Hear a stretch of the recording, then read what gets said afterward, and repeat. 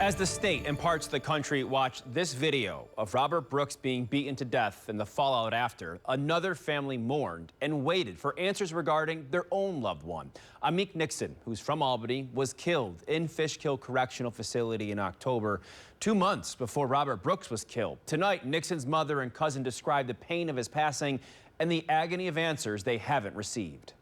He made his choices. They wasn't probably good, but he was a good kid. Inmate Nixon, who wrestled at Albany High, was serving 5 years in state prison, convicted of criminal sale of a controlled substance. I said, "How you doing, cuz?" And he said, "I'm all right. I won't complain, but I could be doing better, you know." And that's the last thing I ever heard from him, and it resonates through my ear.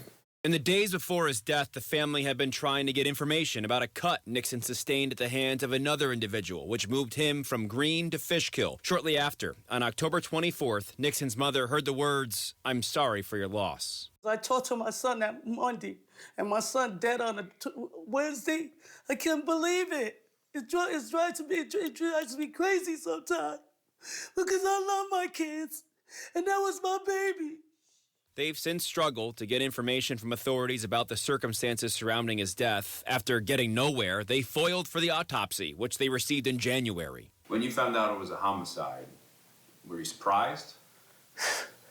It just messed my head up. To hear a homicide, that means my son was murdered. The killing of one human being by another is considered a homicide, whether it's intentional or not. On the autopsy, next to homicide, it says physical altercation with others. The family says they haven't been told who the others were. One of the inmates told me he had a fight. They never told me he had a fight. The New York State Department of Corrections and Community Supervision tells me that Nixon became unresponsive following an altercation with an incarcerated individual. That last part, news to the family. They had no footage of my son being killed.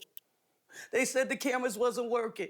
They foiled for other medical or disciplinary reports revolving around Nixon's death. They were told that information was coming in March, which has now been pushed to later in April. Trying to reach out to people, trying to get the appropriate authorities to investigate. These men did not receive death sentences. These men received basic indeterminate sentence of incarceration. Despite the homicide reference in the autopsy, state police tell me his case was closed without an arrest. The family, though, still looking for more accountability and transparency that will help them through their healing process. I want justice for my son. That's all I can ask for. The Attorney General's office tells us they are conducting a preliminary assessment on the matter. We'll have more on the story in the coming days.